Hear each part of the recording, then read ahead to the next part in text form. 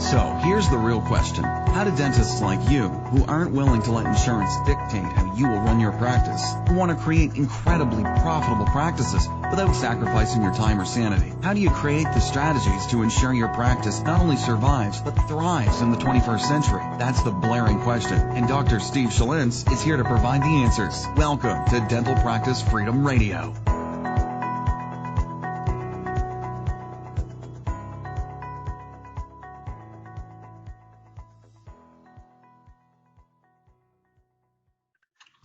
Hey, what's up, everybody? This is Dr. Steve Schlintz, and I want to welcome you back to another episode of Dental Practice Freedom Radio. And I'm not in my car today.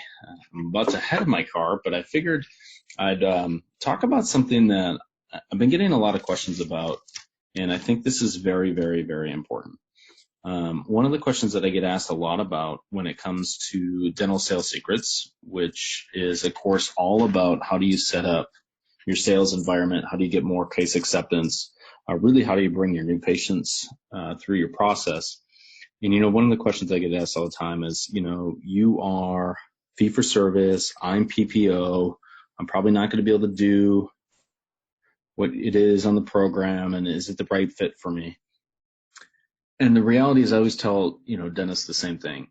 Listen, the stuff that I talk about is fundamental and core to everything that any successful office does. Now, the environment is going to change a little bit if you're completely PPO and you have more patients, more team members, you have to go faster. You're going to have to probably speed the process up a little bit. But the tenets are exactly the same. And that should bring solace to these providers because, listen, sales is sales is sales. And, the new patient experience, in my opinion, is the number one thing that you have to focus on as a provider if you want to start to even move to a more fee-for-service oriented direction. I've met very few dentists that are actually practicing that want to be PPO. I mean, that never happens.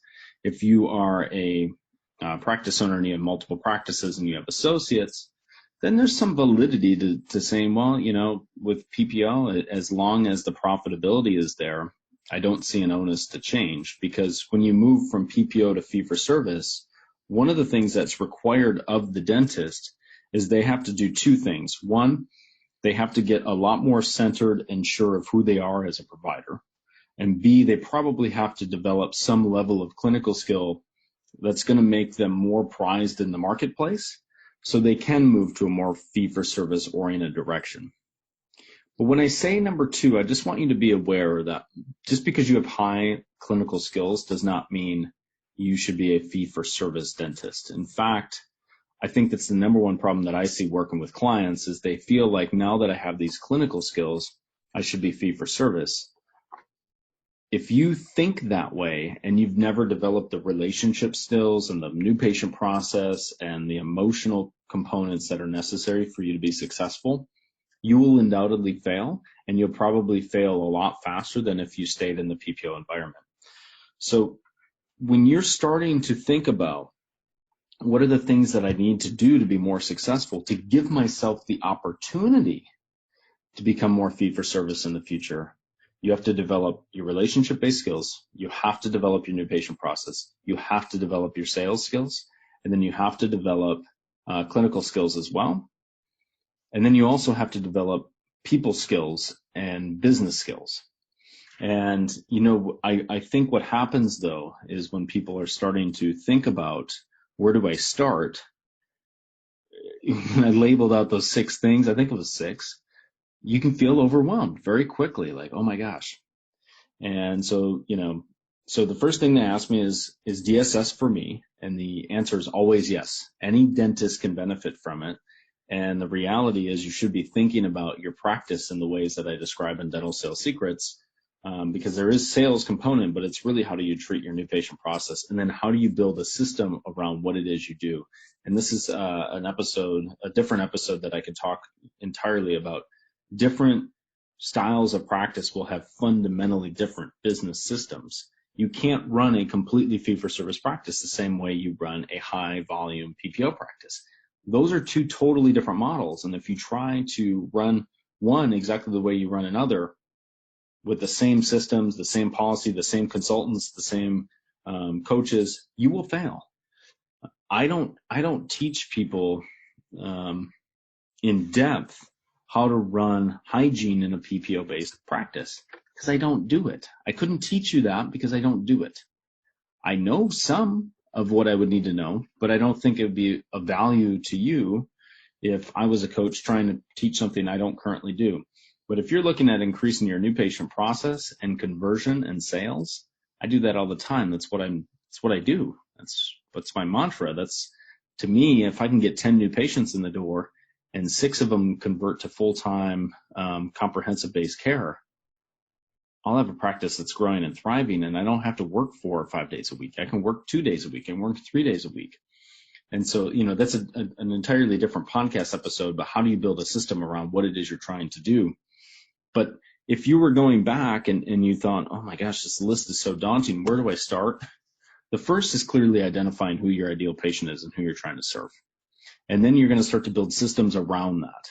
And so if you're a PPO, but you want to have a more comprehensive style practice, first identify who's this comprehensive style patient that I want to work with. And how do I start to build a practice within a practice? How do I maybe take a half day a week and start to develop systems around this ideal patient? And how do I craft my new patient experience? How do I do this? How do I do that? And you just start very, very small. So you have that component to it. And then second, you have to understand your business systems where you're currently at. Where is the money flowing into and out of your practice? Because if you don't know where the money is flowing into and out of your practice, it's very hard to change anything because you're terrified that the second you change something, your profitability is going to be shot because you really have no control over your profitability. And I will say that that is one of the biggest struggles that I've seen for most dentists, myself included when I started. And actually, I'll be completely transparent and honest. When I brought my associate in, I started to dedicate more time to coaching. One of the things that I stopped doing was really paying close attention to the numbers. It was the biggest mistake I made in my practice. By far, the biggest mistake I ever made in my practice was not tracking the numbers as ruthlessly as I was when I was in there full time. And it hurt my business. It really did hurt my practice. And so I made a commitment that, any dentist that I work with and me, myself, I have to be crystal clear of where the money is coming into and out of. And when I lose track of that, it's very hard for me to change anything in my practice. So identify your ideal client, ideal patient, identify what you're going to do for that ideal patient, understand your money, and then you start to put systems around how do you best develop this. And that, I think, to me, is one of the reasons that Dental Sales Secrets has been so successful with the clients that I have in it. We now have 60 dentists in that platform. And the reason it's so successful is because I literally break this down step by step. Like, what do you need to do for your new patient process? What do you need to do to engage with your patients? What do you need to do to close your patients? What do you need to do to get your team on board? And it's got a team element to it. So all the team understands, how are you approaching this new endeavor that you have as a practice owner to really create value for the patients that you're serving? And then how do you get your team on board?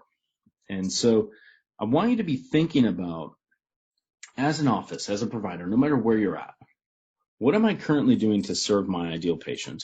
Do I even know who my ideal patient is? And do I have systems in place to help my ideal patient? What does my new patient process really look like? How am I truly differentiated? Right? And what does my sales process look like? Do I even have one? And if the answer to these is like, I really don't know who my ideal patient is, somebody who pays, I'm going to tell you, if your ideal patient is somebody who pays, you have not done the work necessary to be successful from a marketing campaign. I can guarantee you that. Because if your ideal patient avatar is somebody who pays, it's just not going to happen. You need to be very concrete and clear about who that ideal patient avatar is. How do I best serve my ideal patient? How do I put systems to support and make this repeatable so I'm always serving my ideal patient with the best possible outcome? And don't confuse this with everybody gets the same treatment plan. That's not true. There's always one best treatment plan for every patient. Your job as a dentist is to go find it. But by having systems on the back end, you've created a process that's repeatable for helping you find that ideal patient, the ideal solution for them. How do I track my money? How do I keep my finances in order? And then how do I move to a more blue ocean direction, right? There's probably an idea of what your ideal practice looks like, and there's probably a gap between where you're currently at and where you want to go. You need to keep holding the vision of the ideal practice in your mind, and then slowly but methodically every day work on some aspect of your practice that's going to move you into a more ideal situation for you. Don't keep always falling in the status quo and say, hey, I'll get to it tomorrow. The reality is, if your practice isn't growing and moving in the direction you want to go, it's also getting further from that direction and stagnating, and it's dying. And that is going to create a no-win situation for anyone. So this was kind of an episode where I was talking about a lot of different concepts, the keys that you want to take out. You got to have some financial control. You need to understand who your ideal patient is. You need to understand that you have a process in place. DSS is great with that because it really, no matter where you're at in that life cycle, it's going to help you move in a direction of understanding who your ideal patient is, how you can best serve them, how do you create systems, how do you create a sales process and a new patient process that allows you to do more of your best dentistry. And it's been an actual labor of love for me to be able to constantly, I'm always adding material to that program. I just shot 3 videos today on it. So it started with probably, 6 hours of content maybe. And I want to say now it's up to 20 to 25 hours of content in that platform that's specifically built around all the things that I talked about today, minus finances. I don't really get into finances per se, just because that's not something that I've really wanted to coach or teach. There's just too much to try to put finances into a sales-based course. So hopefully you guys have a great week. Thank you guys so much for listening. I really do appreciate it. And hopefully you got value out of this episode.